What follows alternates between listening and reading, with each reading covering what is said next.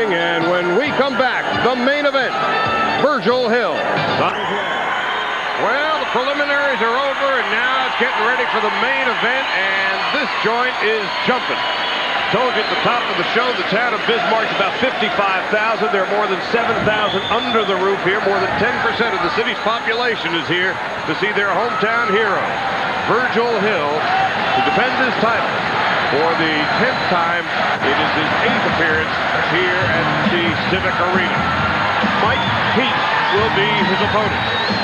Mike Peake, get the sense that he's kind of like a bull being ushered into Mexico City for a bull fight, and they want to see the toreador do his thing, and the bull, in this case Mike Peake, get his. Yeah, he of course does not feel that way. He was very confident. He and his trainer James Robbins are pretty confident this morning. They feel like they can do something with Virgil Hill, and of course you have to feel that way to get into a match like this, but clearly the surroundings difficult to deal with, and some don't feel it's going to be difficult until they're in it. Mike Peake, 13-3-3. Virgil Hill is, of course, the hometown hero. Doesn't live here anymore. He just comes back to his hometown to fight, as he does tonight on ESPN. From Bismarck, North Dakota, the WBA light heavyweight champion of the world, Virgil Quicksilver Hill. 7 times Virgil Hill has heard that announcement, defending his title in Bismarck and reveling in hometown support. What makes it all possible is this kind of preparation. He went to Carson City, Nevada for his training, and as his trainer Freddie Roach explains, he takes it all very seriously.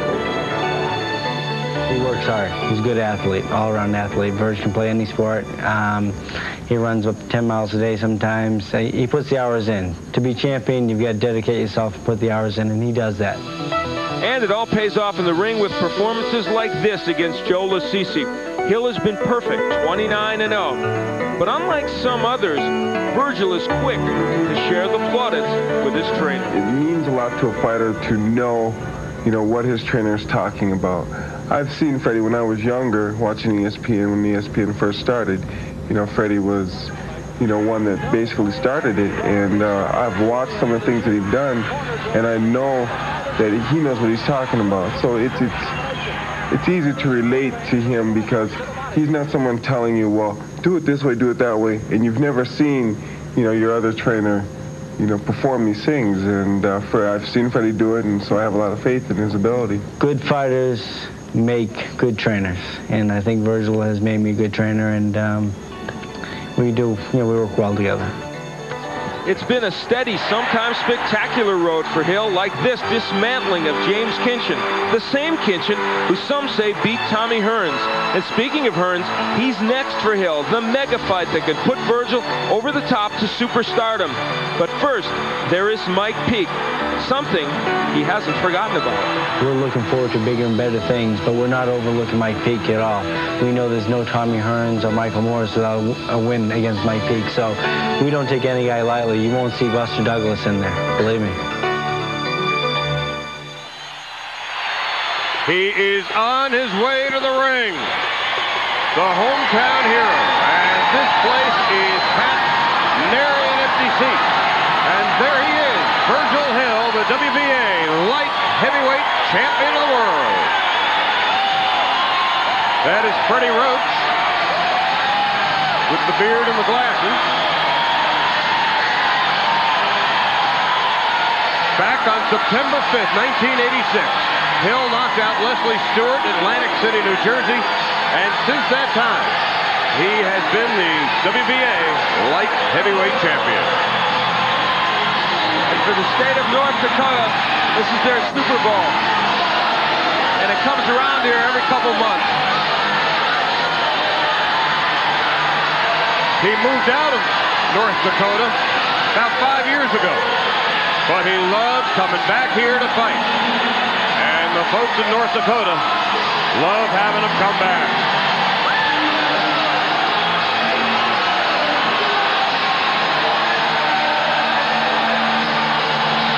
there is an undeniable electricity in the air here. I mean, they have come to see their man. And this, by every stretch, is the social event of the winter in Bismarck.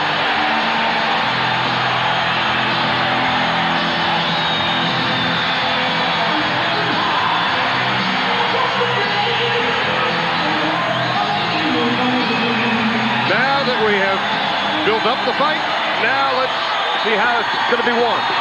Well, for Virgil Hill, the jab always an important part of his repertoire, and the left hook also a big weapon. He is primarily a very much a left-handed fighter. Those are his two big weapons. You see the jab. It's a strong jab. It's a punishing jab. And the hook comes in many forms. This one, a short compact hook, not meant to score a knockout, but to land against his opponent. And for Mike Peake, got to cut the ring off against Hill. He moves so well. And for Peake, don't forget to jab your way, and sometimes you can beat a good jabber by out-jabbing him. And now it will be very interesting to see how Mike Peake responds to the relatively unfriendly atmosphere. Now for the official announcements. Here's Mike Buffer. Ladies and gentlemen, Top Rank Incorporated and the King of Beers Budweiser present the featured bout of the evening with the approval of the state of North Dakota, Governor George Slier, Secretary of State and Boxing Commissioner Jim Kusler. This bout is sanctioned by the World Boxing Association. Supervisor ringside for the WBA is George Van Nixon. The three judges to this contest will be Louis Rivera, Doug Tucker, and Nick Drake. Positions at ringside, Dr. James Wishgame and Dr. Al Hill. The timekeeper, Colleen Patchen, and counting the knockdown seconds will be Vic Draculich. And now, ladies and gentlemen, from the Civic Center in Bismarck, North Dakota, ready to rumble! 12 rounds of boxing for the WBA Championship of the world. The referee for this bout is Eddie Ecker. Introducing first, fighting out of the red corner, wearing the gold trunks with black trim, he weighs an even 173 pounds. From Louisville, Kentucky, his professional record, 13 victories, 3 by KO, 3 defeats, and 2 draws. He is the #1 ranked contender in the world by the WBA. Introducing the challenger, Mike Road Warrior Peake.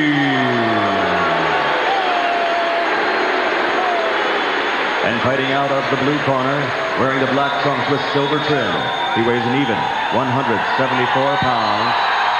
From the 1984 Olympics to a professional record of 29-0 and 17 KOs. From Bismarck, North Dakota, ladies and gentlemen, the WBA light heavyweight champion of the world, Virgil Quicksilver Hill.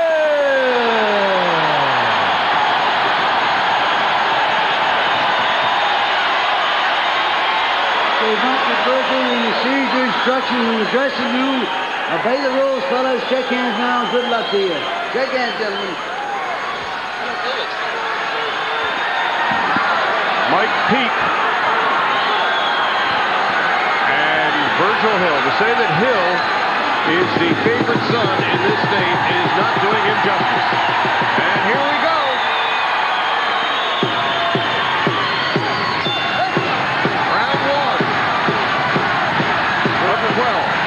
The big change in Virgil Hill, sporting a goatee that we've never seen before. So we'll have to see what impact that makes on him. See the knockout ratio, and Hill with a bigger one, obviously. Peake has only 3 knockouts of his 13 wins. But he is not taking a step back, is he? And already he landed a punch that had Virgil Hill dabbing at his eyes. It looks like there's a slight abrasion already under the left eye of Virgil Hill. That might have come from sparring. But there is, for sure. And Peake is looking for it. And there's a little blood from it. So what was obviously a nick from sparring has already opened up. Now, it's underneath the eye of Virgil Hill, so it wouldn't be anything that should impact that dramatically. Mike Peake is already taking it to the champion, isn't he?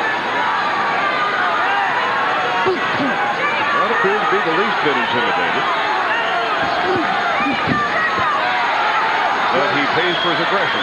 Throwing a lot of right hands. And he and his trainer, James Biscuit Robinson, were very, very, very adamant that they had some things in mind for Virgil Hill that would work tonight. They usually do. A lunging amateur left hand. Peak being very aggressive, maybe a little more aggressive than he normally is. And of course, Virgil Hill's the kind of guy that can make you look bad because he's so quick and gets out of way punches so easily. Flying jab, and then he doubles up this Hill. Also, Virgil is not a quick starter normally, even though we saw him beat James Kinchin early. Normally it takes him a couple of rounds to get loosened up. Left hand got there for Peak, even though it didn't do any serious damage.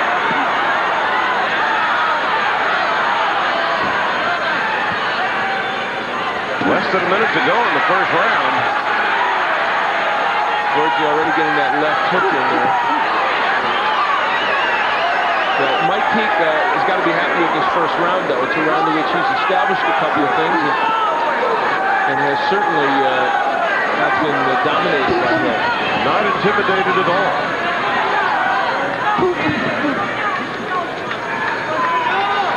And as you pointed out in the first minute of the fight, that abrasion turned to blood under the eye of Virgil Hill. 10 seconds to go in round one. And it looks like we're in for a pretty good tussle here at the Bismarck Civic Center. Hill and Peak, WBA Light Heavyweight Championship. Back in a minute. We went to the fight capital of the world and asked the fans, who's the greatest heavyweight ever? By far, it's Muhammad Ali. Ripping punches, Muhammad Ali. Who's the heavyweight champion of the world? Sports Illustrated presents Muhammad Ali, the video. It's free with your paid subscription to SI. It brought back memories, things I'd seen and hadn't seen. Sonny Liston, Palavino. God's former Joe Frazier. He float like a butterfly and sting like a bee.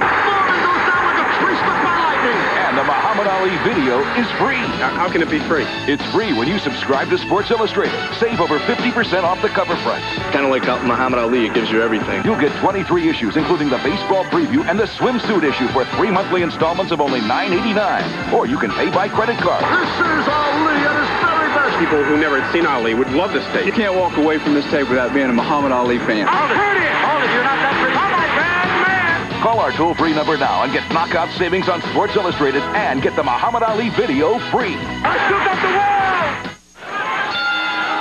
We're pretty sure this is where the blood started. A clash of heads in the first round in which Peak and Hill bang heads, and just after that, Virgil Hill reached up to dab at his eye. So we think that is where that abrasion underneath the left eye of Virgil Hill was caused. It will not do anything more than be aesthetically unappealing. It will have no impact on his vision, as the blood is coming from below the eye and not into it. First round stats. Very close. I ended up actually giving the round to Peak, and looking at these numbers, it was obviously very close. But clearly the kind of a round Mike Peak wanted to at least establish himself in this bout. Of course, much more will be needed from him, because as I said, Hill warms up as the fight goes on. And now look at Virgil using his jab a little bit more effectively too. That time-honored sports cliche, Peak came here to fight, but he really did. I mean, he is not taking a back step at all. He's not here to survive. He is making a statement. Well, I'm sure this is his moment. The son, David Vetter, was the same way when he was here. He gave a real good effort and tried hard. And most of those are blocked by Hill, and Peak pointing that out to the crowd. But still, they love everything Virgil will do here. Short right hand by Peak that got in. And I think, if anything, we're seeing that what Peak thought he could do here was land that straight right hand. And I'll tell you what, there's a guy watching from Detroit who's probably out in Las Vegas now watching. Taking meticulous notes. Who's thinking to himself, now let's see if Mike Peak lands a right hand, what am I going to do? So he's looking very closely. That, of course, would be Tommy Hearns, who, as we chronicled earlier, will be fighting Virgil if, in fact, Virgil wins tonight for the WBA crown. I mean, this is a several million-dollar fight for Virgil Hill if he can't get past Peak. Yeah, it is indeed. So he's got to pay attention to business, to be sure. Good left hand underneath by Virgil. Well, if there's a criticism of Virgil Hill, it has been that he has been primarily a one-handed fighter, using the left and not very often the right. Hill 29-0, 17 knockouts. We should point out Virgil is a converted southpaw. And in each of his last 3 fights, Hill has gone the distance.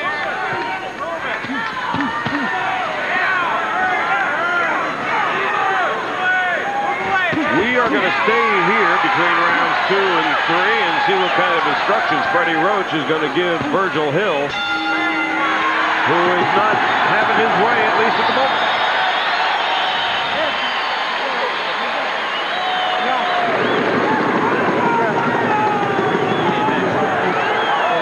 You can't lay right in front of the guy, see? Keep the tempo up in front of him, okay? And keep the jab working. You don't back straight above him, okay? Keep the tempo working. This guy's a little faster than normal, okay? This guy's got to get to the rim. Keep that jab working. Don't worry about it. Just keep that jab going, okay? Keep the jab and add your face to it once in a while, but keep it going. Virgil shows us one of his arsenal punches, the uppercut, and that one landed very well in the last round. That was Tel Thorns, the man giving the advice to Virgil in that instance.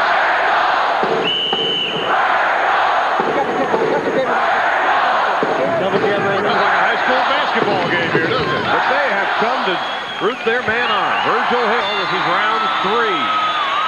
That's the approach they take. How many boxing matches do you go to where there's a marching band playing in the in the stands? That's what they have here.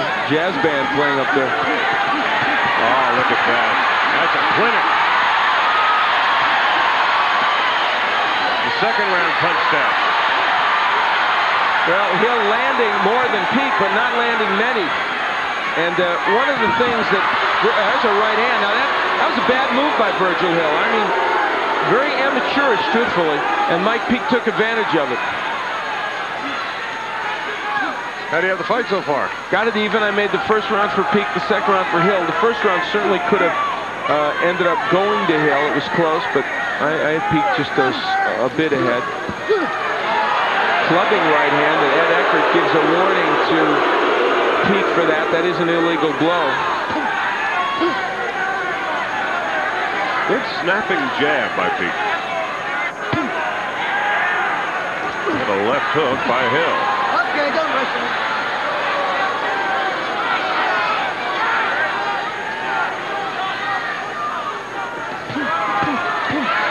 There is a look of self-assurance in the eyes of Mike Peak. He's blocking a lot of these punches by Hill, but Hill, of course, is throwing so many more than Peak that you got to feel like he's still doing better than him. But during this round, but most everything's blocked. And it's been 13 months since he's been in the ring. Not entirely his own fault. That fight's canceled on him. Yeah, long layoff for Mike Peak, and given that, he looks fairly sharp, and he lands a short right hand. And Hill does the same. Clearly, Mike Peak wants to get the right hand in over what he perceives sometimes to be a lethargic left jab of Hill. Every one of those punches either missed or blocked by Hill.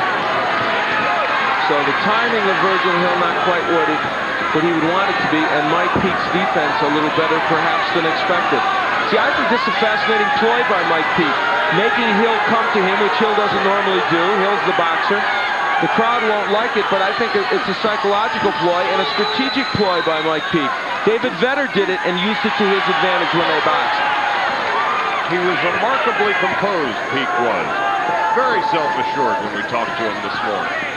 And so far, through 3 rounds, he has lived up to that talk. An intriguing first 3 rounds, a quarter of the way through the Hill-Peak WBA Light Heavyweight Championship from Bismarck.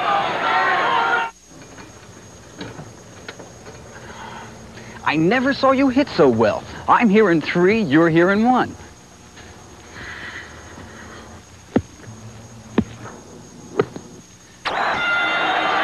This is round 4, and that is Mike Peake, the challenger in the gold trunks, and the champion, Virgil Hill, in the black. And he has his work cut out for him. This has not been easy for Hill so far. Well, Virgil Hill is not landing at the rate he would like. There are the total jabs, and for Hill to only have landed that many more jabs than Peake, and to land at 18% is very rare for him. He's only landing 23% of all his punches, Virgil Hill. Now, it's not that Peake is doing that great himself. It's just that Virgil has not really been able to get on track with his punches. And Virgil's the kind of guy normally would land in the 40 to 45 percentile.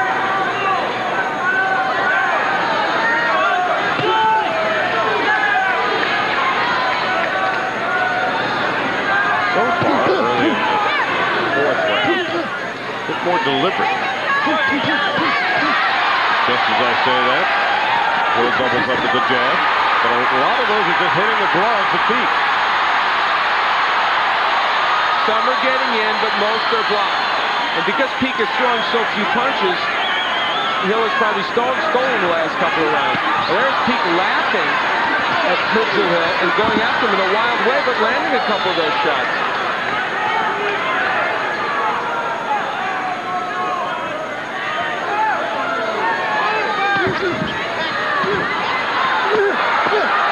Those are crazy punches by Peake, but some of them are landing. He is leaving himself exposed, of course, as he wails away, but so far, paying off for him. Well, Hill has not been as crisp in counter punching as we have seen him on other occasions.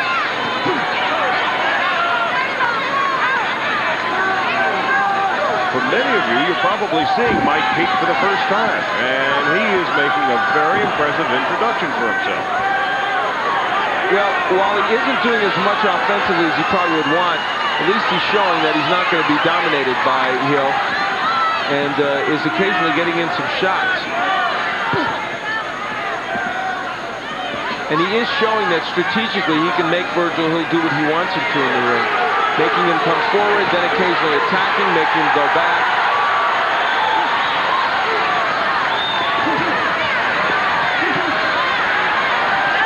And now Virgil Hill beginning to assert himself in the center of the ring. But again, a lot of those punches being caught by the gloves of Peake. Yeah, some getting through, but it's not that Virgil is landing everything. It's just that he is throwing so much more that it's going to make it difficult for the judges to give Peake one of these rounds. Round 4 now in the books for round 5. And this is round 5.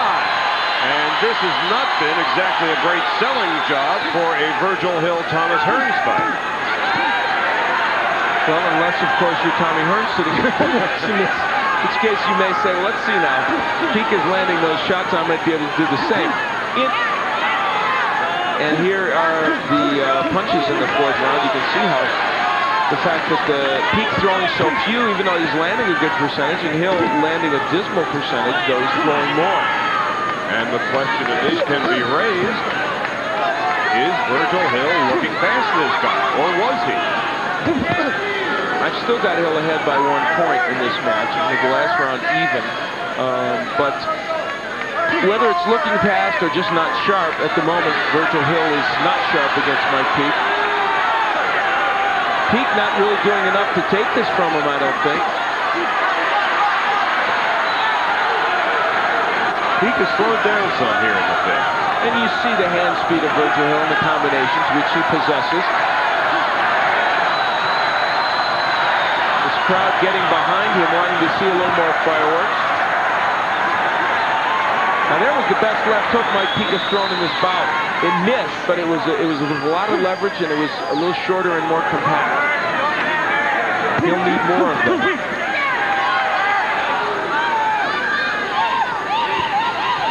Hill hasn't gone to the body all that much. A slapping.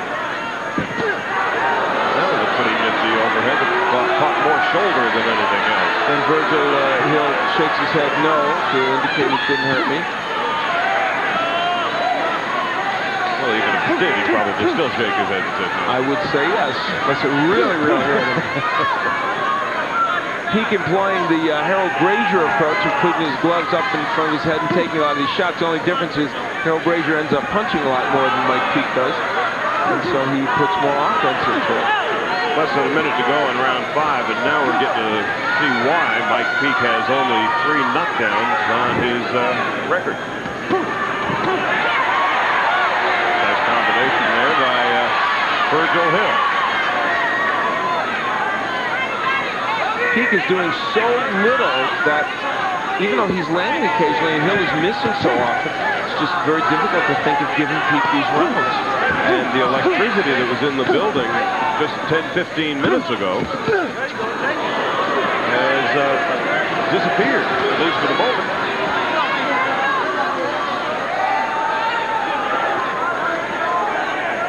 So Mike Peak, he said he would have some surprises for Virgil Hill.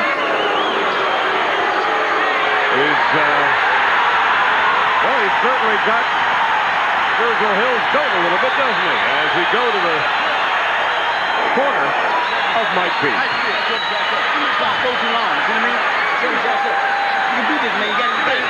James Biscuit Roberts, the trainer.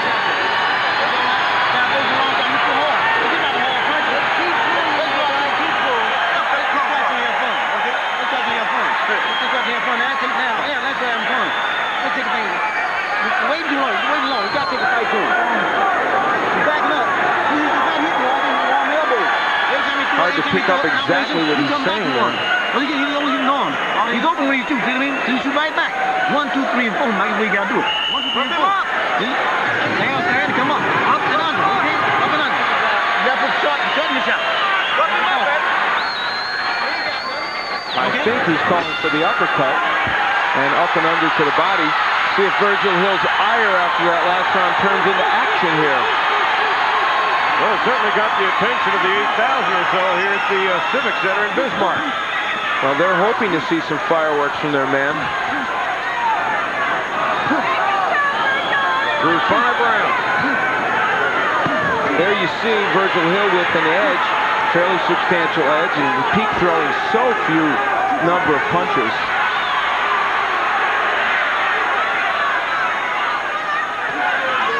Neither fighter has been hurt.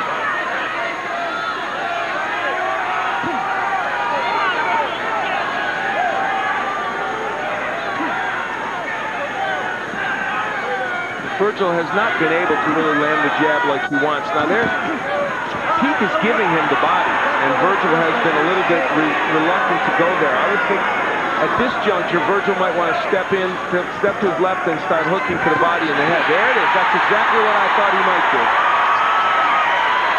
We are about halfway through this WBA Light Heavyweight Championship from Bismarck, North Dakota. I'm Charlie Steiner along with Al Bernstein. Barry Tompkins will be back from Australia next week. I want to remind you, coming up after Top Rank Boxing on SportsCenter, our Sunday night conversation is with Don King. We saw a little bit of it, and that should be a fascinating discussion. I had a chance to view a little bit of that, and it's a great interview that you had with him. Don, for the first time, talks at some length about that controversial Spike Lee piece that preceded the Stewart and Tyson fight and probably upstaged it, as it turned out.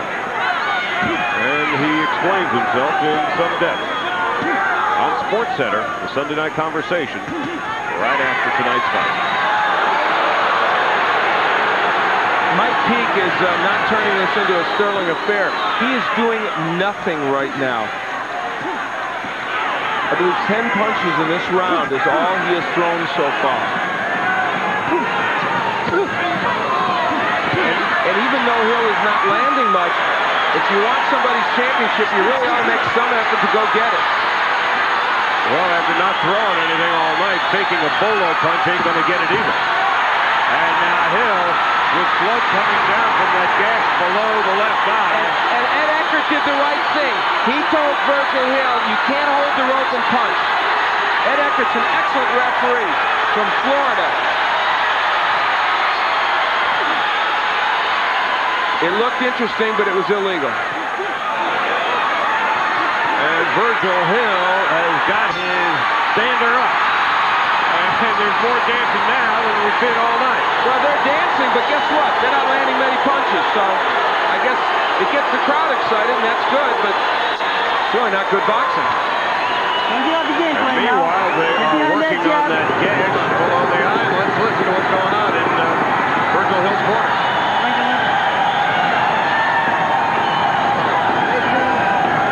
Control, brother. Don't fall apart, okay? Keep the fight in center range. And keep your no jab now. As long as you use the jab in the paint, and stay close to him, keep it burning on the end. Keep it burning the end, okay? And also, you got to hit that body a little bit, okay? Right hook to the body, hard, okay? Get close. Both hands, both sides. Clean now. Both of you. Well, that's where Virgil Hill was holding on to the ropes and punching. An illegal move, and Ed Eckert comes right in to tell him about it. Why do you throw on the rope? He could have just thrown the jab. It would have been more effective. This is round 7.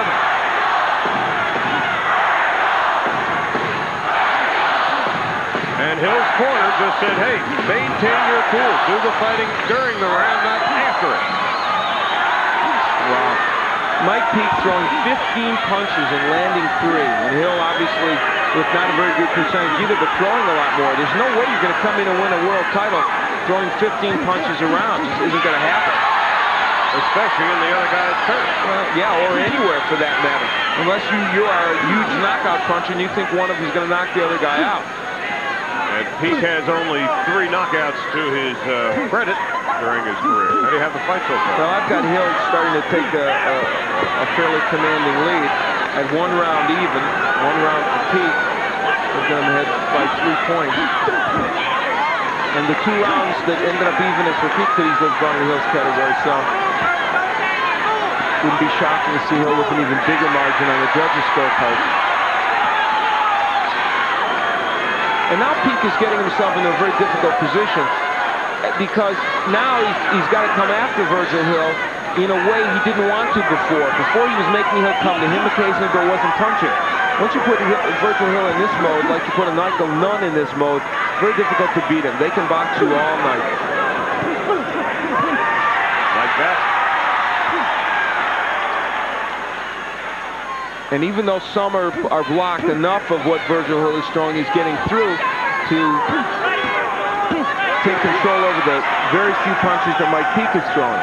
That was one of the really frequent body shots that Hill threw. Again, he's all going upstairs, and a lot of them are hitting the glove. And Mike Peake is standing a lot straighter up now than he was before, and his gloves are getting a little bit lower, so there's a subtle change in the defense of Peake, and he's getting hit with more punches than he was earlier.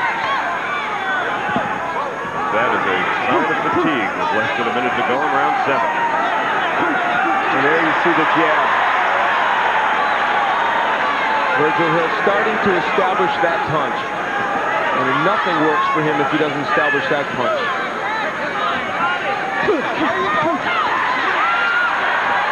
Hit Peake's glove.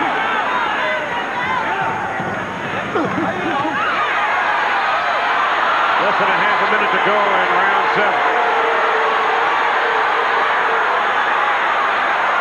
Well, Peake better start throwing punches and quit clowning around. A lot of mugging from Mike Peake and the clowning, but as you said, that's going to mean nothing. And a punch like that only air conditions the building, which we don't need. Not tonight. It's 12 below 0 in Bismarck, but it's beginning to heat up. Well, Virgil Hill got this excellent jab in the last round. That an indication of what he normally does in a match. And that is what he needs to do to really look impressive, even though he is winning this bout. Over the last 2-3 rounds, there has been that sense of will, or the will of Hill, is now being established. In the early going, Peake was holding his own, but now you get the sense Virgil Hill is in control. Mike Peake is averaging only 22 punches per round. That's thrown, that's not landing.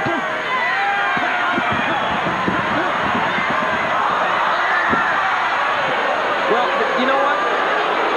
That's what happens when you make a move like Virgil Hill did, and it wasn't a pretty move. Literally running away, and he tripped over the ring. And that's not a great marketing tool. No, nose. Not a great marketing tool. Hate to be critical in that way, but it's true.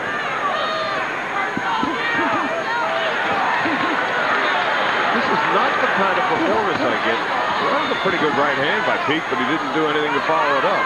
This is not the kind of performance that Hill wanted to give leading into the Hearns fight. Well, he wasn't real sharp when he saw him against Vetter. He wasn't especially sharp against Tyrone Frazier going the distance with him, and Tyrone is really more of a super middleweight than a light heavyweight. So yes, Virgil would have liked, I think, to be a little bit sharper here tonight. You know, he's one of those guys who keeps winning and winning, and sometimes people carpet him because of his performances. There's Peak with a good left hand, but you know, you have to look at this, and I think, let's be honest, you've got to sit there and imagine him against the Tommy Hearns right now. And he might nail Hearns and knock him out with something, but if he didn't, he'd have some problems with the combinations and power and the hand speed of Tommy Hearns, the way he's boxing tonight. As Tommy is no doubt watching this somewhere tonight, he probably has visions of sugar plums dancing in his head. Possibly. Yeah, I mean, I would think he would based upon the way Hill is boxing right now. But of course, you know, Hill's a true light heavyweight and Tommy isn't, even though he won a light heavyweight title once before. And despite this display, and that was a good left hook, Virgil Hill can punch with power with that left hand. So he doesn't always do so. And we have to say, he's carving out a decision win here. He is, there's no question, he is winning this bout. But that's primarily because Mike Peak has done so little. Since about the second round, Peak has done nothing. He's mugged and he's danced some, but has not landed any real damaging blows at all. We will be back for round 8 from the Bismarck Civic Center in just 1 minute. Remember those keys to victory? Well, for Hill working the jab, he started to do that.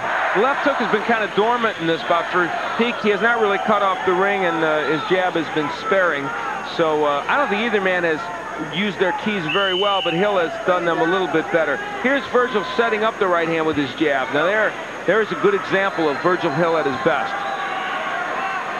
This is round 9 of 12. Hill in the black trunks. Peak in the gold.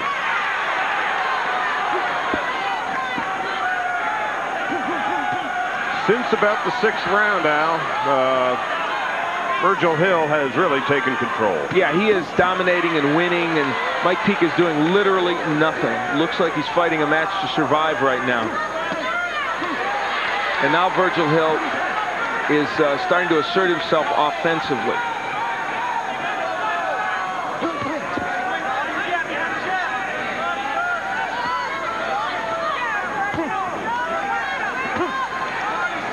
A gash under the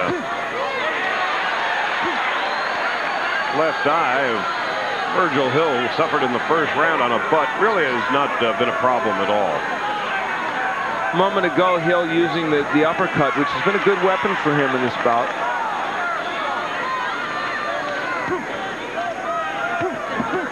And he was looking for it right there again.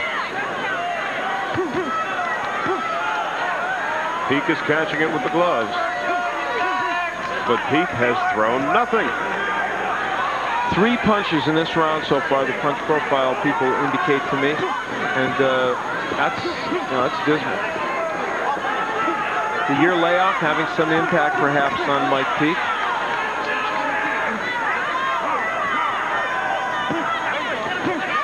Our punch profile folks, their index fingers are getting the night off.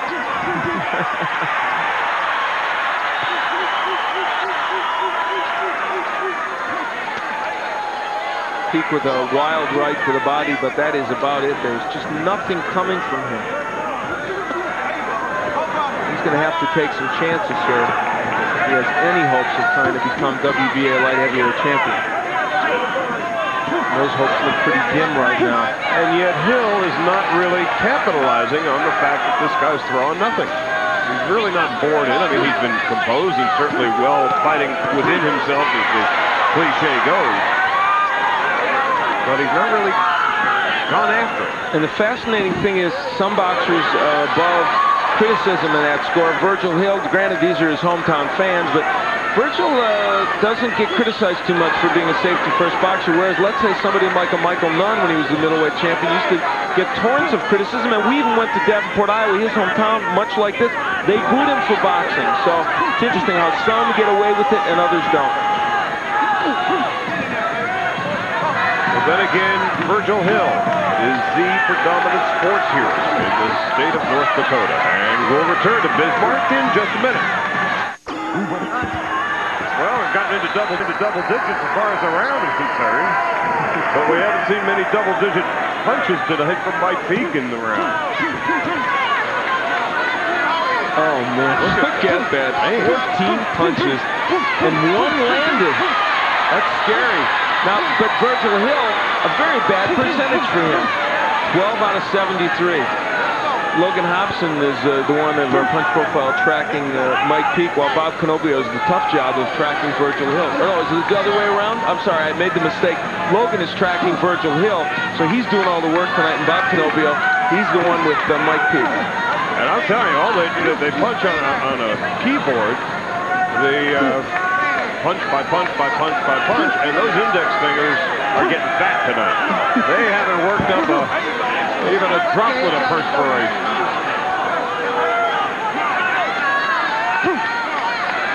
Frankly, this is not the fight we thought we were going to get. Well, Mike Peake certainly, we thought, would be a little more offensive-minded, and was for the first couple of rounds. Then it stopped, and Virgil has done what Virgil does, which is box and throw punches. But, you know, Peake has contributed a lot to this by being so defensive. And he's made it, he's very much incumbent upon Virgil Hill to totally make this bout. And so you can sit here and criticize Hill for not going after knocking him out, but then again, he's carving out a very easy decision win. You get the sense that after the second round, Mike Peake peaked. That's for sure. That's exactly what happened. And at the moment, he's showing all the movement of Pike's Peake. Glad you say that, didn't you? I was threatening all day. There's the right hand from Hill.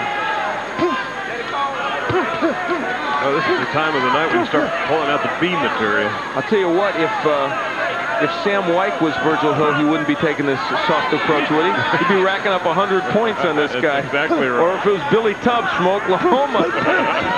You know they'd be going after a bigger win than Virgil Hill is. Oh, Peake actually landed it. See, the thing that you can criticize Virgil Hill for is not, there's many opportunities in there for counter punches and for other things that normally you'd think he would take advantage of, and he's not been able to.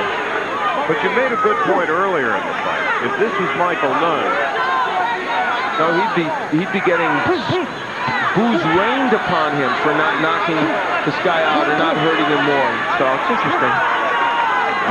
But we are in the backyard of Virgil Hill, and that's where we're going to return to in just a minute.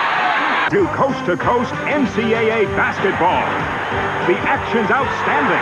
Everywhere you look, there's down-to-the-wire excitement. Unbelievable! Unbelievable! Awesome, baby! It's the season premiere of Big Monday, the Big East, the Big Ten, the Big West. Big Monday, the biggest night of the week, live on ESPN. Round 11. 2 to go. And the crowd is trying to juice up their champion. Well, he was a little more offensive in the last round, throwing lots of punches, but not getting that many through.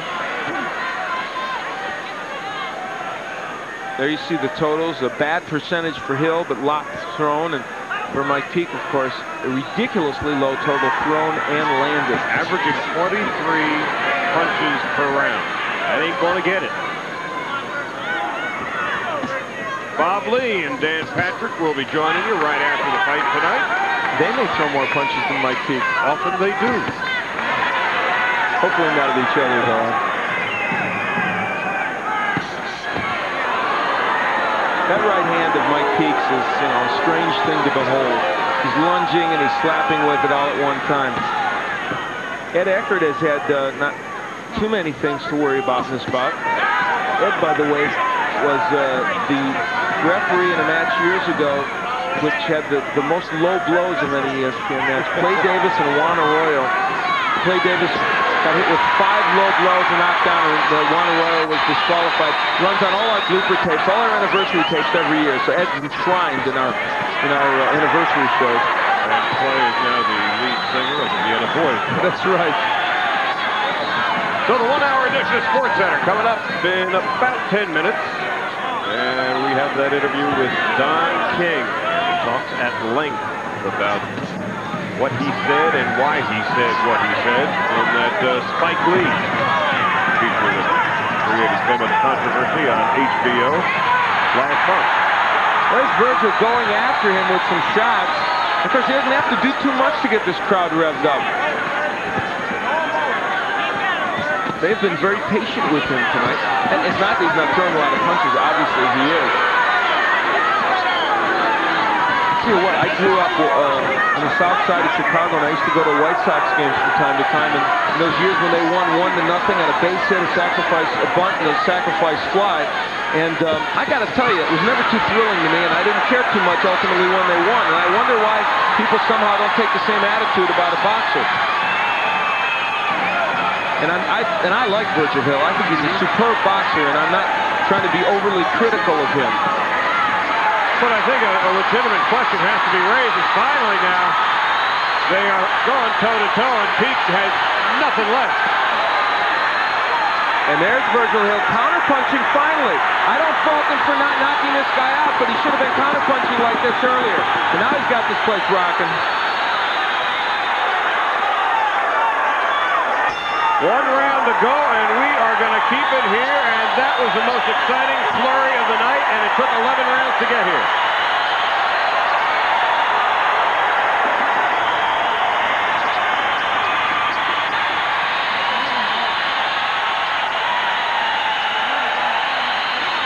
And Mike Peak is going to need a miracle.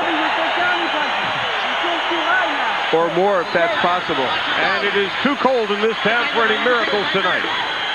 Freddie Roach telling his man just 3 more minutes. Throw the shots hard. Under and over.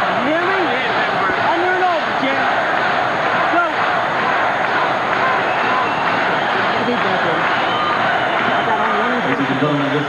Well, here is where things really heated up in the last round. Now, there's the good counterpunch by Hill. 3 good counterpunches, 4 good counterpunches by Virgil Hill.